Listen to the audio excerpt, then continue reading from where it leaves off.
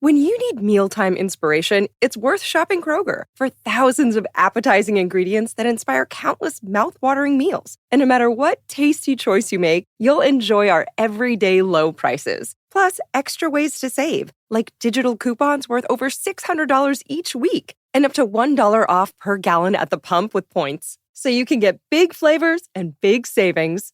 Kroger, fresh for everyone. Fuel restrictions apply. Hey Atlanta, say hello to Small Business Help from Apple. That's right, we're here to make starting and running your business simpler. From helping you choose the right devices to setting them up hassle-free, we can help you build your business in no time. Speak to a business expert and get the help you need at no cost whatsoever. At Apple, we're open for your small business. Go to apple.com/smallbusiness or visit an Apple store to learn more.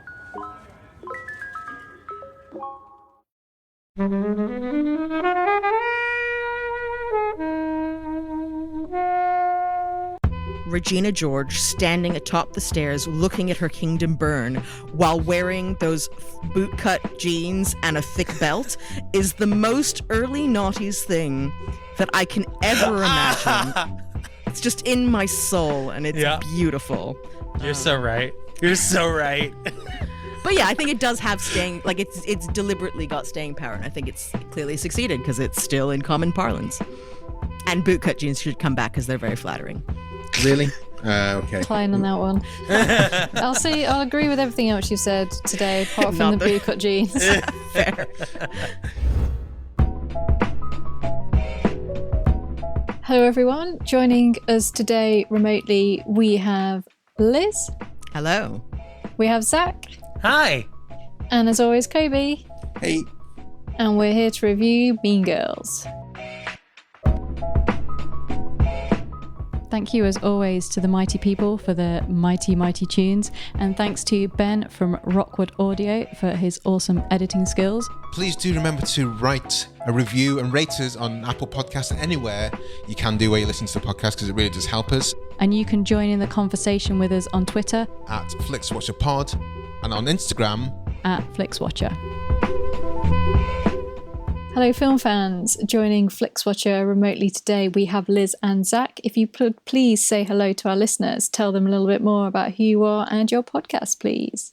Hello, my name is Zachary Fortais-Gomm. I'm here with the wonderful and inimitable Liz Campbell, and we hail from Realms of Peril and Glory, which is an actual play podcast launching on the 18th of August. It is the before then now, but I presume will be past then now, so presumably lots of wonderful episodes available for you to listen to. Actual play meaning that we take a game system like Dungeons and Dragons and we use it to tell improv stories. And why don't you tell everyone a bit about the current season that is going on, Liz? Yeah, so I am in the first season of Realms, which is a campaign called Veil. It's a comedy mystery trying to avert the apocalypse in a fantasy world of Zach's own brain child creation. And I play a very stressed out city detective trying her best to solve crime. How did you kind of come up with the concept and corral people? Are you into D&D, Zach? Yeah, it is really boomed over lockdown. We found this a lot, not just with us. It's a lot of people are getting into role-playing games online now because it is so much easier to access a lot of the information around these games online. And because there's been this huge boom in streams and shows like Dimension 20, Critical Role, people are really getting into the hobby.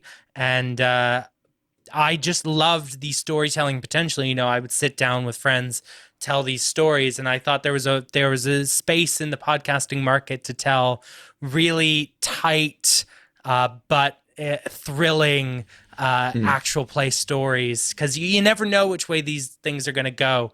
Everyone sits down pretty much equally not knowing what direction they're going to run. You know, I come prepped with a bunch of notes, and if we get through half of them, I'm a happy boy. And you're essentially the dungeon master in this. Yeah, this so scenario. in the game, I'm the game master for our first campaign. I run the game, and we have a host of different guest game masters as well. Come on, James Barbarossa, who, if you listen to The Orphans, you'll recognize his voice. We also have Ella Watts as one of our guest GMs, and of course Maddie Searle, who you'll know from various Rusty Quill projects as well as Prick Willow Papers. Really, really good time. Yeah, well, guys, looking forward to it. As I say, it's the 4th of August, so we wouldn't have heard it beforehand, but we know a lot of the names behind it, so looking forward to it coming out. But today we're talking about films specifically, and today the film is Mean Girls, which is your choice, Liz. Can you tell us, first of all, why you chose it, and now prepare the countdown timer? So why I chose Mean Girls? First of all, I was staggered that no one else had chosen Mean Girls. I know. I know. Finally, someone's picked it. We ought to have like a bell for these when Yay. Well, there's 3 reasons I picked it. I think the first is that I just think it's a good film. I think it's well made, it's funny, it's real, and I think it stands the test of time. And the second reason is because it has been so iconic that it's so quotable. It's so gone into pop culture. It really, I think, has a significant place in, teen movies going forward.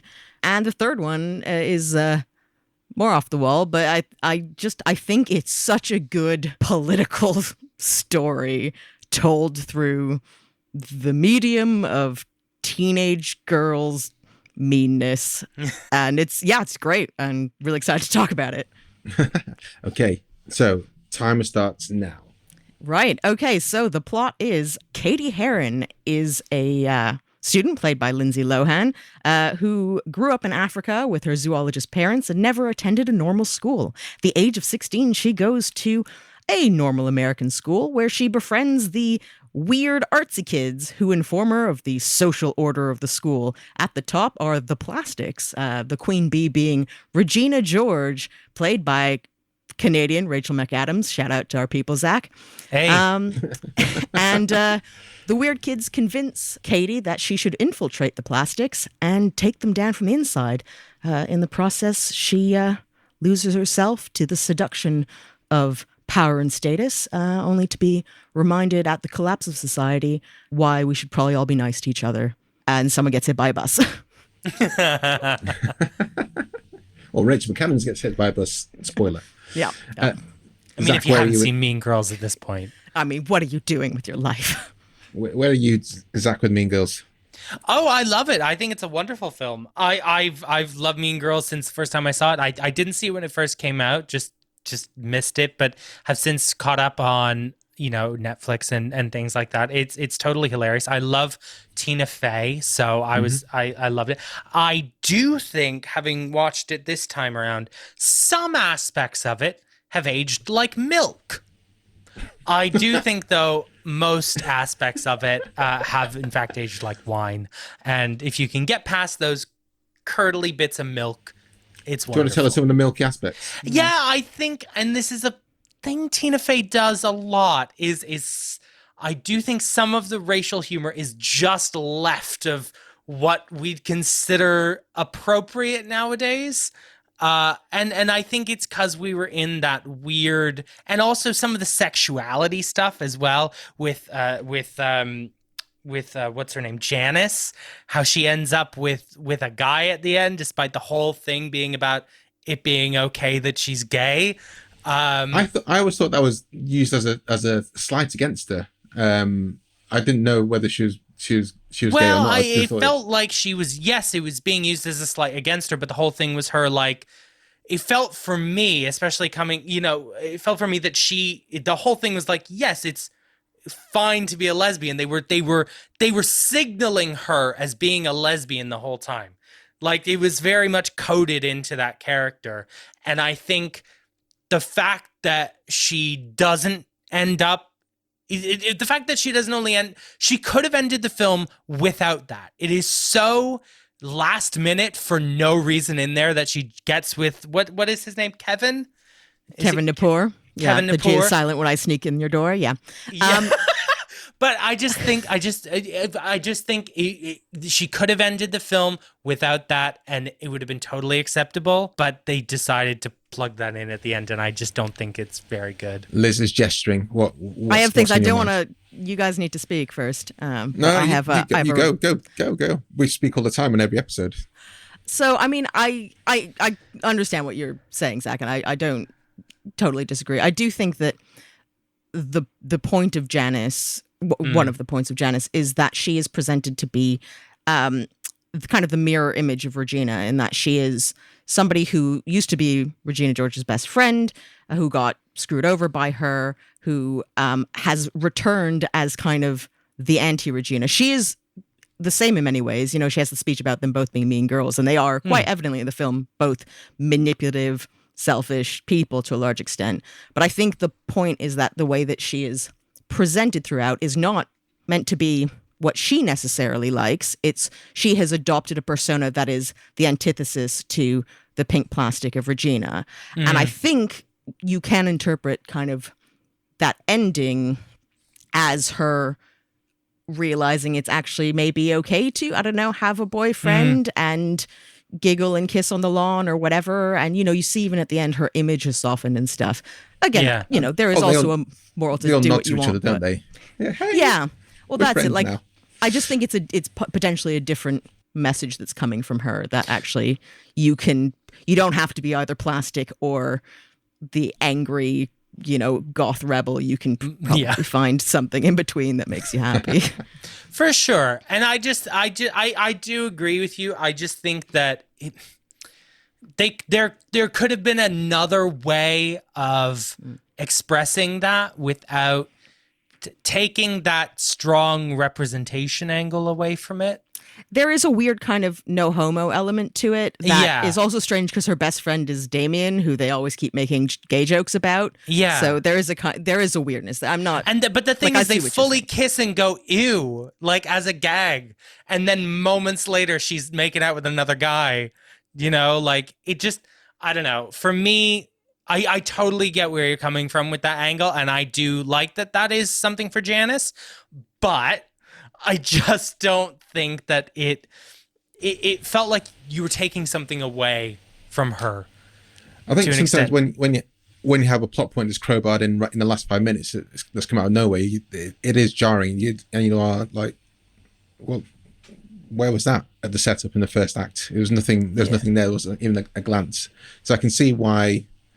And it's those kind of small hills sometimes you fall on in stories. And for me in this, it's when Cady she spent 16 years in Africa. I'm like, where's Africa? You know, Africa, Kobe. Where? That specific place of Africa. Where have you been? She speaks Swahili. She refers to it as Africa as well. It's like, you know which city, you know which country. Just give us a country. Just give us a thing. And every time they just say Africa, I'm like, come on. That's my small hill I die on every time that happens. And it's the same. Someone said, I spent 6 months in South America. Tell us where. It is a huge area. It doesn't really tell us anything about where you've been. Maybe they were traveling around. You know, they're zoologists. You literally follow like the giraffes around. So I'm traveling through America. I think that's a thing you say. I think that's a thing. But it's weird. But I mean, traveling around, you say, I've been to Kenya, I went to Ethiopia, I was in South Africa for... Fine, I know where you've been. Sorry, Helen. Small hill or not? I mean, I think it's fair to say that there is a lot of fun, entertaining things here that have stood the test of time and made many a meme. And then there are a few things that, probably because there's been a considerable amount of time between, and also that we've probably seen it so many times that these things stick out a little bit more because we're like, hey, I didn't really notice that before. I noticed the fun bits, but now I'm noticing the bits that are a bit iffy. I mean, there's a lot of jokes that rely on sex with teachers and young people, which is going to be my kind of bugbear, which was yuck then, is yuck now, and it was more than one kind of punchline. And again, the grouping Asians by type and then them being part of the underage punchline is a bit, I find that it's a bit problematic. I liked at least that they were Vietnamese, and it said they're Vietnamese, and they spoke in Vietnamese. No, 'Cause normally it's Asia, just- Kobe. General Asia. Yeah, no, they were Asian. Yeah, I mean, the geography in this is, it's kind of sketchy. Likewise. But yeah, I mean, I like Tina Fey. I think she's great in this. The script is zingy. Watching it again this time round, like Rachel McAdams is just brilliant. Like, Well, she again, can Great performances. she's one of the few actresses that can make bad films watchable, and there's not That's that true. many people that can do that. And in this, she's just way above everyone else in her acting, and it's in her face, it's in her eyes. Like, her eyes are that kind of psychotic. She brings everything to it, and Lindsay Lohan's just kind of like, just not even in her league, and it's her acting that's a little bit distracting, in that she's like, yeah, it's kind of all right, but I could see her being replaced by someone else. It's like, but Rachel McAdams is so unbelievably mean in this, and she's great. So that was what I really enjoyed this time round, was just enjoying every bit that she was on the screen, and the zinginess of the script. I really like. I mean, Tina Fey is one of my all-time greatest. Any TV show she's involved in, I'm watching it, whether she's front and center of it or not. So Kimmy Schmidt, 30 Rock, all divine to me. But I mean, looking at the cast there, Lizzie Kaplan, probably first time I saw her. She's great in anything she does now. You go down the list. Well, you don't go down the list. You're starting at the top, and Lindsay Lohan's the one that's kind of mainly fallen by the wayside. And that's perhaps, growing up as a child actor, literally throwing you by the wayside, which is a bit of a shame, because this is the kind of film that can put you into the stratosphere if people see it. So it's a bit of a shame, because she did the role that she was supposed to play in this role. She's the kind of interesting foil that people play the games. She's the one that people. She's the tennis ball between Lizzie Kaplan's Janis and Rachel McAdams' character. She's just the one that's kind of telling the story from both sides, and it's the least kind of interesting part. So I don't know where I'm going with this. Yeah, she's not as good as the others. I think she's.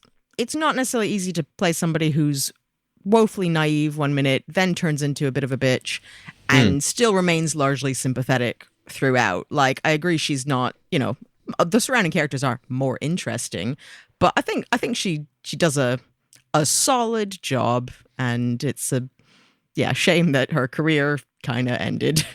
I do agree. She does do a solid job, but I do understand what they're saying about because that is, if played by like an actress at that peak level, like Rachel McAdams, could be that like Shakespearean role almost of taking someone from like super innocence to like that mad villainy of like, and to really dig into that. It could be more than what it is. But what it is serviceable. Yeah, I mean, it's fine. I mean, in their defense, there's a considerable age gap between them as well. So, Rachel McAdams was 25 in this. So everyone was just ludicrously too old to be in high school. Yeah. I think the biggest person wasted for me was Neil Flynn as Cady's dad. Yeah, because he's like a legit like superb improviser, and like half of his lines in Scrubs were improvised by him on the spot, and they're all to a T hilarious. And he's just Katie's dad, and he's fine, but I'm just like, I want to see him in more stuff.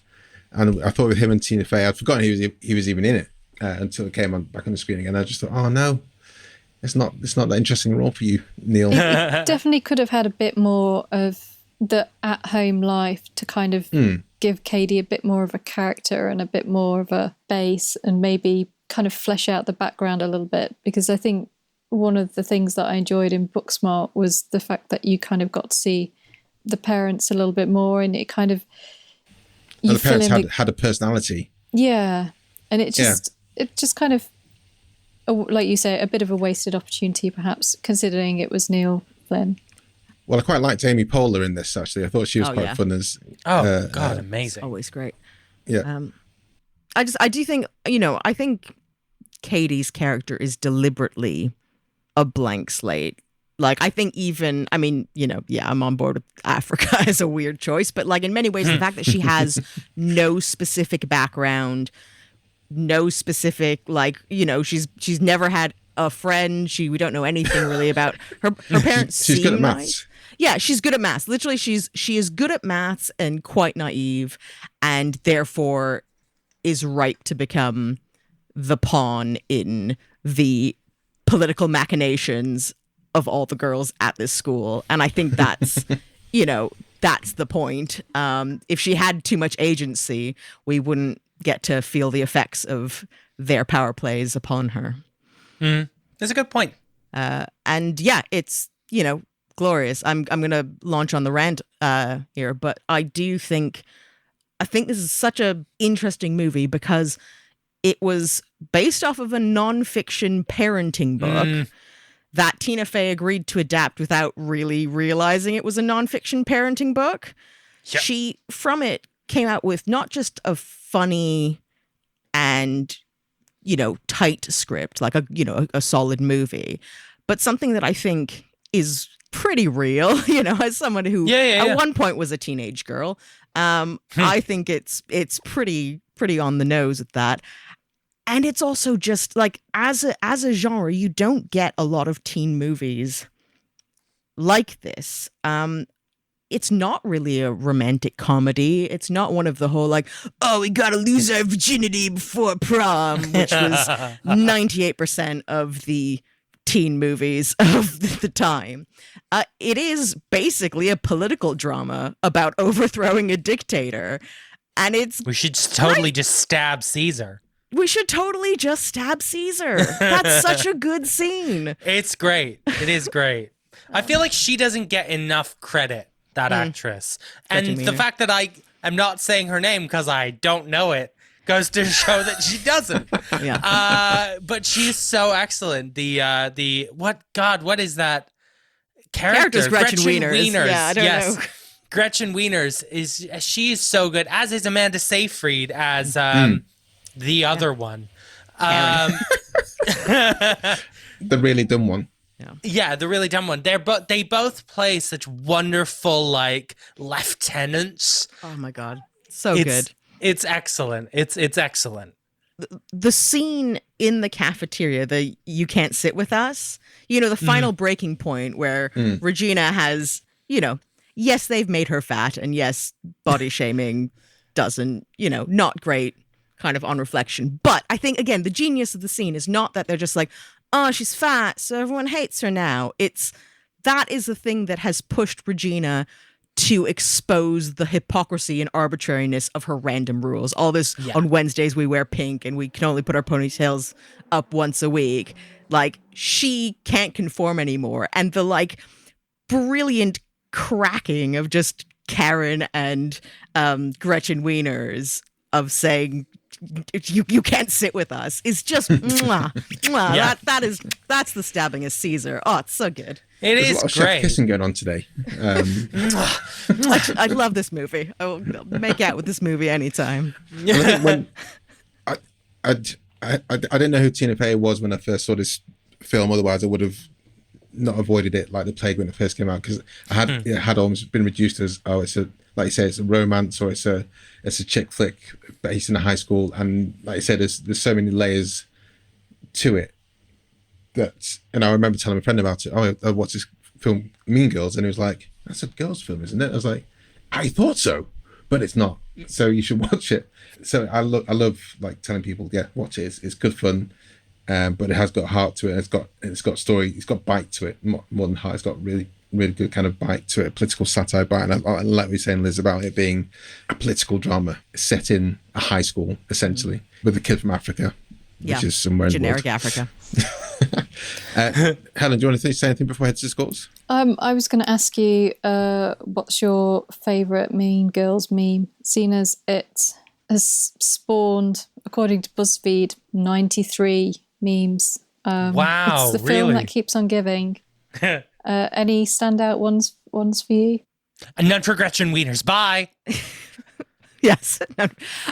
I like, no, last time I was here, we spoke about Life of Brian, which is, to my memory, a film you both enjoyed deeply.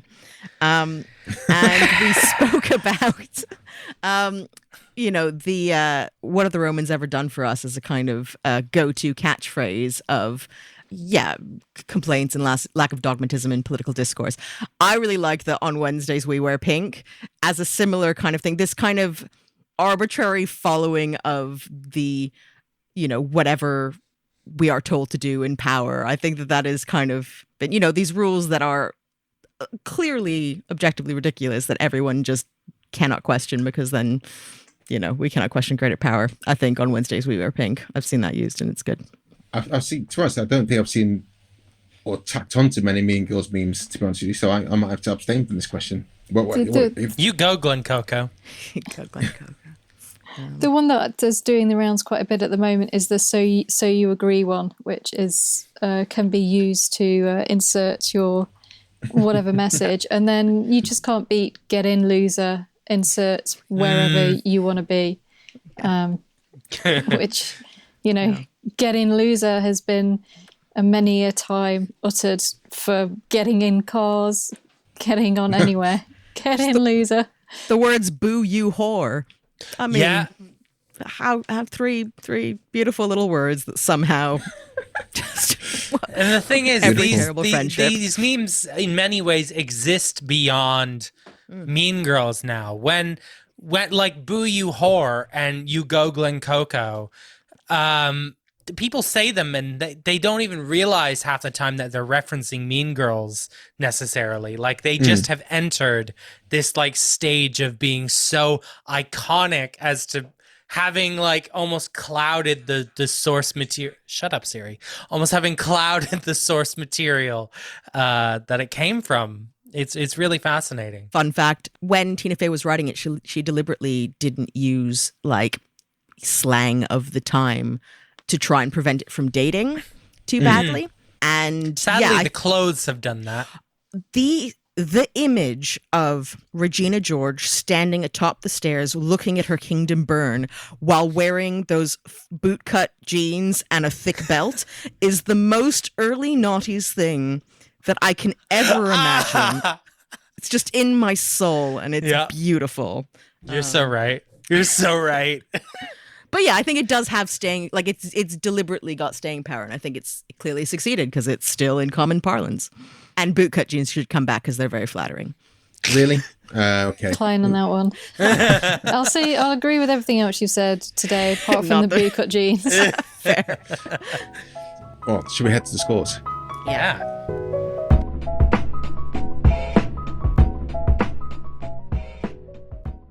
I'm Sam Clements, host of the 90 Minutes or Less Film Festival, another podcast in the Stripped Media family, a podcast that celebrates movies under 90 minutes long. Each episode, I'm joined by a special guest who selects a movie to join our prestigious lineup. Past guests have included fellow Stripped Media family members Martin and Sam from Song by Song, and Kobe from Flixwatcher, and Dave from The Wire Stripped. Search for us now on the app you're currently listening to this podcast, or join us at 90minfilmfest.com.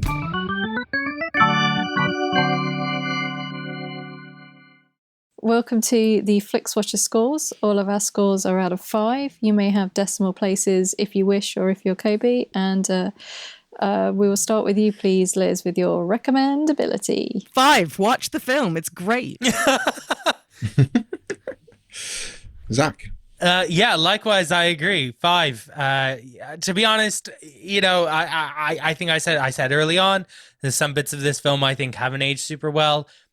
Honestly, it does not matter. The bits of this film that are great are phenomenal and outshine anything that is slightly dated in that way. So I every time if someone said, "Oh, should I watch Mean Girls?" Yes, absolutely. Helen? Yeah, I mean, this is top tier teen film in that it kind of even slightly transcends teen film in that the goal isn't to get a guy at the end of it, which is what most teen films end up being. So even Clueless, isn't it? Yeah. Yeah. So I checked back to see, so I was fairly ranking and rating my teen teen films. I gave Clueless a 5, so it's only fair that I should also give this a 5. Yeah. Research. Cracky. I'm going to go for 4.5. Not quite 5 for me, but it's up there. It's up there. I think some parts might just be a bit irritating for people, and I think straight white men gammon on the internet might find it hard pill to swallow at first glance, and I can't be bothered to try and persuade them otherwise. So yeah, 4.5. Repeat viewing score, Liz. I'd still say very high. I promise I'm not just trying to swing the scores, but I have seen it many times. I will see it many times. I will happily put it on in spare times. It's good. 4.5. Zach. I'm not holding back. Straight up 5. Are you kidding me? That the Mean Girls is maybe the most rewatchable film aside from maybe Jurassic Park. There's quote-alongs at the Prince Charles Cinema. Precisely. I could watch this film on a loop, so just, 5. Absolutely 5. I'm not holding back. Helen. I'm not as into Mean Girls as you guys are. I think 3.5 for me. I've seen it a few times now, maybe 3 or 4. I'm probably not in a rush to go back to it again anytime soon. But yeah, this time rewatching it was good fun, but I'm maybe I've kind of topped up my Mean Girls for a while. Yeah, I'm going to go for 3. I think this is my second time watching it, and that's really, I should have watched it more in that time. And as long as it's on something like Netflix, I think I will. It'll be an easy sell, on a Saturday night when you just want to watch something that's a bit slightly edgy, but also, easy to watch. So, yeah, 3 sounds good. Small screen score, Liz. 4 maybe. I can't think of any reason why I'd need it bigger. But I would, now that I've remembered it exists, I would like to go to the Prince Charles and do a quote along. So that is one time where, you know what, I might actually go to the cinema to see this. So I'll go for a 4. Zach. That's interesting that you say that. You've kind of talked me round to giving this a slightly lower score, because I agree with you. I see no reason for this film to be bigger, but actually I think a communal experience might add an extra layer to this film. So I will follow suit with you and give it a 4. Helen. I don't think a Mean Girls quote along would be something that I'd want to get into. I don't know why. I don't want to get into that. It's a slippery slope. I could see why people would want to go to that, and I'm sure it would be an absolute riot. But for me, I didn't see this at the cinema, or at least I don't remember seeing it at the cinema. No, I can't remember. I think it's great for home viewing on your own, or with some friends, or with someone who's never seen it before. Kind of fun. So I'm going to go 5. But yeah, if you've never seen it before, then I recommend you go and see it at a quote along, because it will be wild. I think I want to go and see it at Prince Charles Cinema. Shall we go? Should we organise a little trip? Let's organise a little trip. And I think, obviously, like I said, the memes kind of passed over me, but I think this is where a film can be elevated. And I remember seeing Gremlins for the first time with an audience, and Die Hard with an audience, Pitch Perfect with a sing-along at Prince Charles. It was just brilliant. I'd take a gamble with this. I'd take a gamble to go to quite along with this, because I think, if there's 93 memes and I can't remember one of them, then there's something I'm missing. And I think I'd only get more out of it by going to a quote along. So 4, engagement score, Liz. 5. I really think this is a great movie. I know. You don't need to feel guilty. That's your score. I just feel like I'm disregarding the nuances of your rating system. But I think it's really interesting. They've got to stay consistent. Bored. They're on here for hundreds of episodes. We're here for one and done. We can do whatever we want. Burn the system down. Yeah, do it. Break that prom queen tiara. Zach, engagement score. Yeah, I'm actually going to differ from you on this, Liz. I think this film is one that you can walk away from and have a fairly similar experience or be half paying attention to in many cases and still get quite a lot out of it. Maybe not 100%, but a good 85 to 90%. So I think I will give it a 3 on engagement. Helen? I'm going to give it a solid 4. I think it's 97 minutes. It's a good run time. Doesn't overstay its welcome, and there's enough kind of happening to keep you engaged. But it's not going to break your brain if you check to see what the name of the actress is who plays Gretchen because you can't remember, or you want to find out where she is now. It's not gonna like have flipped and you won't be able to get back into it. A solid 4. Yeah, let's go for 4. Why not? It sounds. I think to get the biting satire from it, then you need to be somewhat engaged, but also it's an easy watch. That gives us an overall score of 4.28125, which is high, which is decent. Yeah, well, it's kind of what I expected before getting there. Should we head to Twitter, guys? Yeah. So everyone, do follow us on Twitter. If this is your first time listening to Flixwatcher podcast, we are at FlixWatcherPod, and do follow us because we put out a little tweet asking for your opinions before we go into the recording. We've had one before this episode, and they always go something like, we're reviewing Mean Girls with Zach FG and Liz Campbell from Realms Pod. That's their podcast, by the way. It's at Realms Pod. Have you seen it? Tells your thoughts and a score out of 5-star for an on-air shout-out on Flixwatcher. We had one response today. Liz, do you want to read it out? It says, considering it's essentially just Heather's Light, this is much, much better than it ever deserved to be, thanks to a star-making performance from Lindsay Lohan and a witty script from Tina Fey that has enough bite to set this apart from standard teen movie fare. 4 stars. Is it Heather's Light? I need to rewatch Heather's. I don't think it is. I don't agree with that. Liam. Yeah, I agree with the 4 stars, but yeah, I'd need to revisit Heather's. My brain seems to think they're a bit different. But 4 stars, I'm down with them. Yeah. I think there's a lot in Heather's about kind of this, social status and hierarchy in high school. The solution is a kind of dark comedy fantasy about murdering people, as opposed to a succinct, making someone a bit fat. Accurate, dismantling of a dictatorship. Not every film with girls set in a high school is Heather's and or Mean Girls. They can be different things. And both be good. Yes. Both be good. And both be good. And thank you very much, guys. Zach and Liz, do tell us where we can find Realms Pod online, when it's available, where it's available if you want to listen to it, and say goodbye to everyone who is listening. Yeah, so you can go to whatever podcast app you like and search for Realms of Peril and Glory. It's a brand new actual play podcast. Actual play meaning we grab a game system, kind of like Dungeons and Dragons, and we tell really fun, funny stories using that game system. Liz is a part of our current campaign called Veil, where she plays very bemused police officer on the case. Can you tell us a bit about your wonderful Zongroff? I mean, if you were a police officer in a city where magic was real, yikes, man.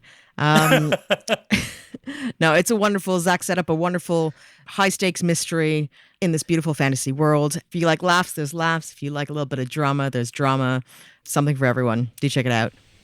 Yeah. Thank you so much for joining us, guys. As Liz said earlier, you have been on before for Life of Brian and for Cabin in the Woods. So if you like their voices, first of all, go to Realms Podcast.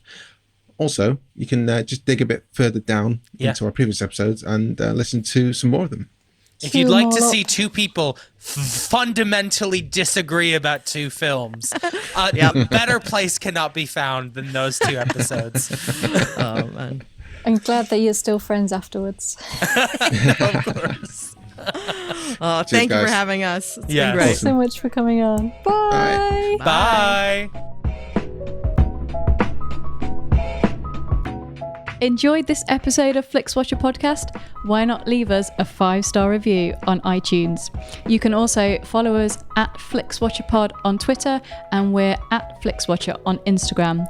Thanks as always to the mighty people for their mighty, mighty tunes, and Ben from Rockwood Audio for his awesome editing skills. If you're looking to get your podcast edited as sweet as this, get in touch with Ben, and that's Rockwood, ROKK Wood Audio. Tell him Flixwatcher sent you.